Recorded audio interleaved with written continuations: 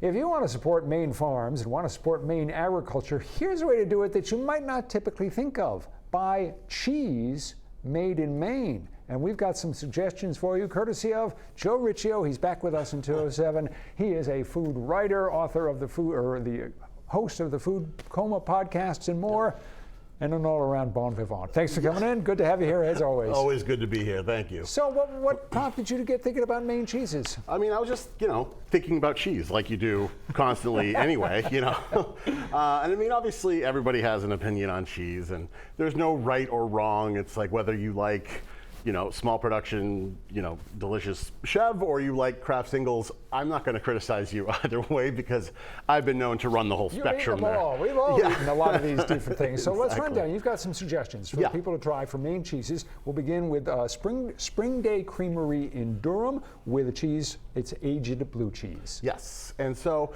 again, kind of wanted to focus on some off the beaten path, smaller farmers. And this one, I mean, it's not as common to find a blue cheese from a lot of the local cheesemakers, but it's fantastic.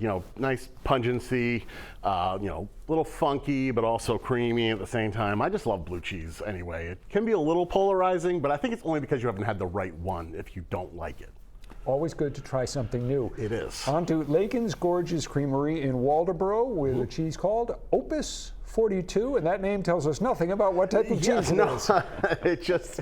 It suggests that it's an Opus. So it's great. It's kind of similar almost. It reminds me of like an aged cheddar, a bit kind of a semi-firm, really nice kind of like nutty flavor notes to it, but also pretty mild. This is a good one if you're going to shred up and you're not going to use craft singles. If you're going to use nice cheese on a grilled cheese, this would be a perfect one for that. But they're a great farm up there. How often do you eat cheese, would you say, in a week, typical week? I guess it all depends whether I run out of my lactate. But I wouldn't really count. I just if cheese belongs on something, I'm not going to leave it off. We'll put it that way. That's actually a great way to put it. Yeah.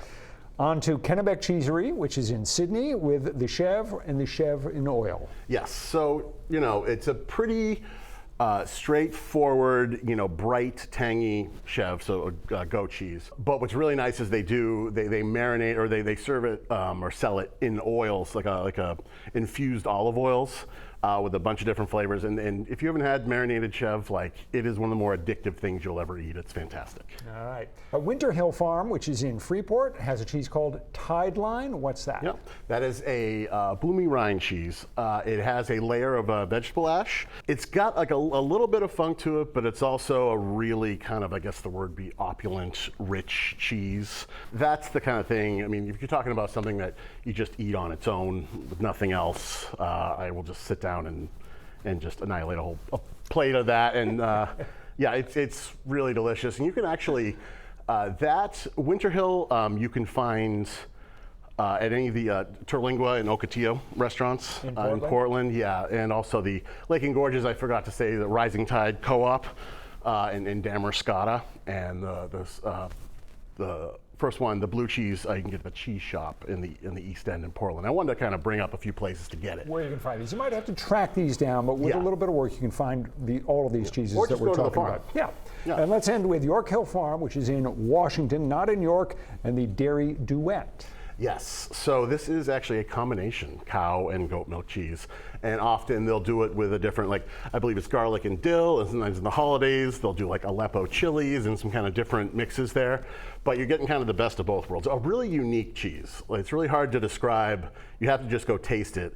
And you can go to the Cheese Iron in Scarborough to pick that up. So. All of these cheese, super local and different kinds of styles. So if you want to try new things, this is a great way to do it, is go out in Maine and explore. Yeah, and you kind of tap into your inner, inner creative, do the whole tablescape, get the whole cheese plate going, get all the different pickles, all the different breads, all the different fruits, jams, it's just do it, and just do it for yourself. Just eat it all by yourself.